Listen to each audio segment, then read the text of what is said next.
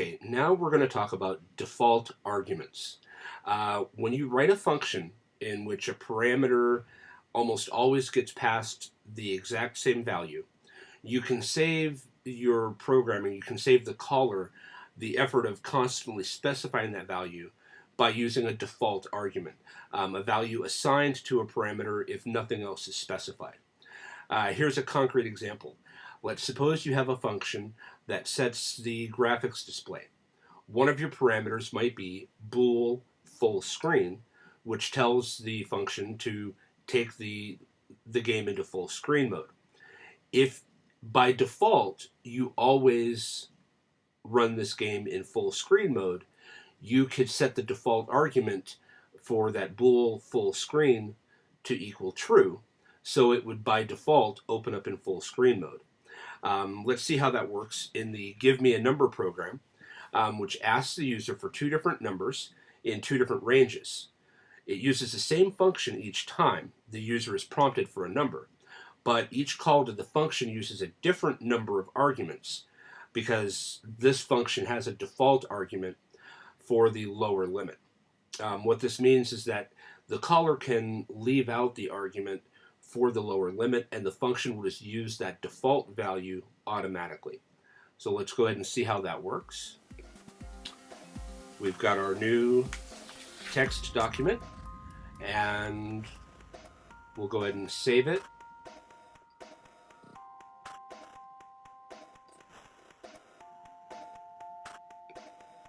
As give me a number.cpp.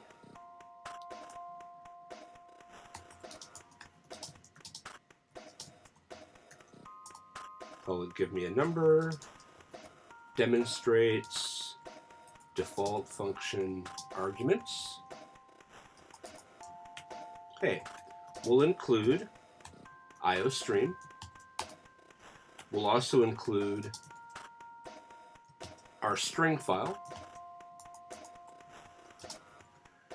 and we'll give the directive to use the std namespace. Now we will have our function prototype.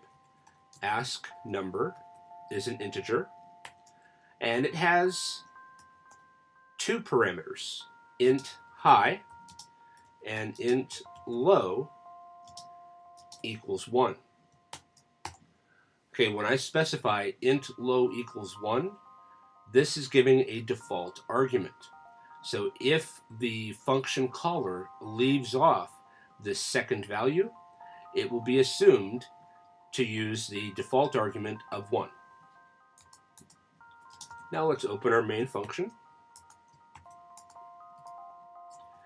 Int number equals ask number 5. Cout, thanks for entering whatever number they enter, followed by 2 line breaks. Now, number equals ask number 10, 5.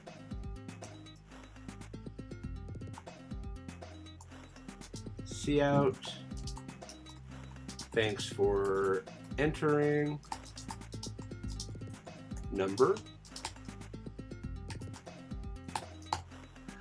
Okay, and we return 0.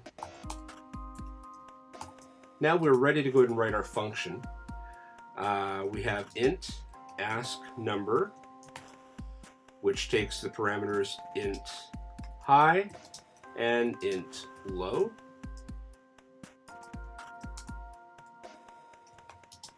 We'll declare a variable called num, which will store the value that we will then pass back to our main function. Do cout, please enter a number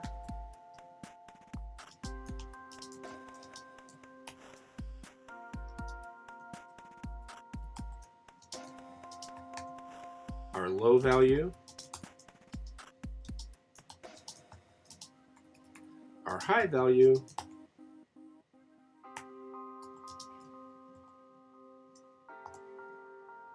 Okay, so this will prompt the user to enter a number between low and high. And then we will accept their input into num. And we will run this loop while num is greater than high or num is less than low. Once the function is done, it will return num to our main function, and that's the end of the ask number function. So what we're doing here, in our first call, we call the ask number function and we only provide one argument, the number 5. That will be our high value, okay? And the function will use the default value of 1. The second time we call the function, we set our high value to 10, and this time we're specifying a low value. So this will override the default argument and set the low value to 5. So when we get down into our function, we declare our num integer, which will allow us to store the input that we are returning back to the main function. Here we ask them enter a number, and then in parentheses we want to show them the low value and the high value. So it would tell them to enter a number between, say, 1 and 5. Okay, I'll go ahead and save this. Well, and let me finish explaining what happens here. We accept their input into num. We keep running this loop until they've entered a number that is between our low and our high. That's what this means here. If num is greater than high, it reruns the loop, or if num is less than low, it reruns the loop.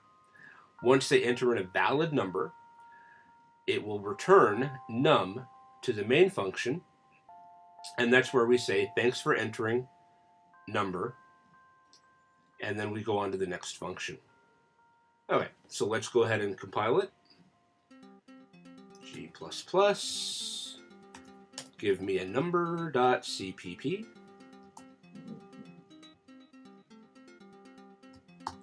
And I'll run it. Okay, so it's asking for a number between 1 and 5. Let's say I put 6.